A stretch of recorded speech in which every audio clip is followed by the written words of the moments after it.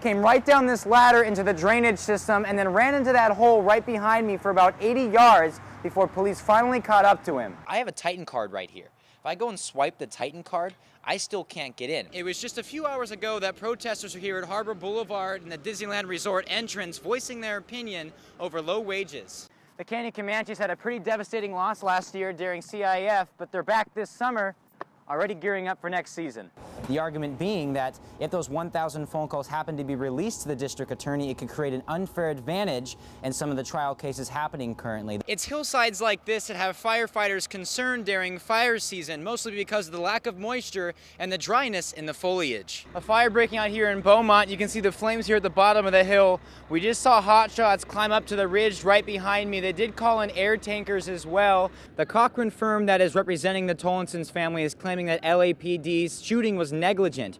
This is one of the many reasons they're choosing to get rid of fire pits altogether, because after high tide, nails are scattered along the beach. So this has been quite the immersive experience. As you can see behind me, people are still dancing, people are still playing soccer, the music is still playing. And now the good question I need to ask is, does this all wash out?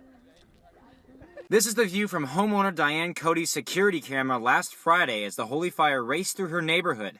Her home on Dale Court in Lake Elsinore is one of thousands threatened by the nearly 30,000-acre wildfire burning through the Cleveland National Forest. Diane was worried, waiting, and watching via her cameras as firefighters made their stand on her street. It's heartbreaking, and it definitely shows you how close we came. I thought I was losing my home. You can see just how close the fire was to the backyard of the Cody family, but that's not what has them feeling very uneasy right now. Hello? Hi, my name's John Thompson. How are you doing today? Good, how are you? I'm with the Riverside County Fire Department. The thing is, he's not from the fire department, and after the Codys confirmed this with Riverside County Fire, they reviewed the tapes, and they saw that he parked off to the side of the house just before he wandered around the back to look inside the sliding window where just seconds ago, Diane's granddaughter could be seen. Panic. Terrifying, if the thought of him getting into my house with my daughter and 2 kids, then see him peek over the wall into my home where my grandchildren were sitting eating lunch. It was devastating. To the point where I'm ready to sell and move. Diane has a total of 15 cameras in or around her house because of activity in the past, but a man claiming to be a first responder was definitely a first. The fire department needs to make contact with you at your residence. We'll be in full uniform. Obviously, we're not going to be on a plain t-shirt. Have a badge on us. Normally, we'll position the fire truck right in front of your house. You'll be able to see that, especially with these door cams now. The Riverside County Sheriff's Department is currently investigating the identity of the man and urges anybody who recognizes him to come forward. In Lake Elsinore, Zac Slotemaker with ABC 7 Eyewitness News. Walking your dog is a pretty normal activity, whether it's to clear your own head or to tire them out so they're not jumping all over the walls all night. But some families have to worry about more than just coyotes and snakes on their walks, but also other dogs. As soon as I saw the dog and I knew that she could not control him, I knew I was in trouble. This is Kathy Stepp, and the owner of a dog named Moochu, who, along with Kathy, was the victim of a dog attack in her own neighborhood.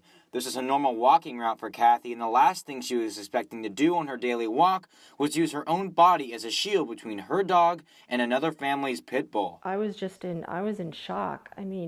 My dog was just laying there, just absolutely drooling and not moving and bleeding everywhere, and I was bleeding, and I just started screaming for help. It's just a scary thing, man. Honestly, I wouldn't wish it on anyone. Troy Plummer experienced a similar situation on the 4th of July parade. Once again, it happened quickly and did not last long, but left quite the mark on both him and his dog Roma. Essentially, we were walking, the Labrador got up, caused the Great Dane to get up. He ran over to Roma, bit down on her. I was on the left side of my dad trying to pull Roma away from the Dane. My dad was trying to pull the Dane away from Roma. When they got him separated, we essentially went straight to the vet. Dog attacks come with more unseen harms than the hefty medical bill that follows. Some cases lead to euthanasia, and in other cases, there's a chance at the spread of diseases. So how does a dog owner make sure their dog is comfortable with other dogs? I urge new pet owners to go and socialize their dogs outside with exercise, dog parks, but make sure no aggressive dogs are there, to take them to an obedience class, and also make sure you sterilize your pets after 7 months when they are at the right age. So I gave socializing at the dog park a try with my own dog, Brandy.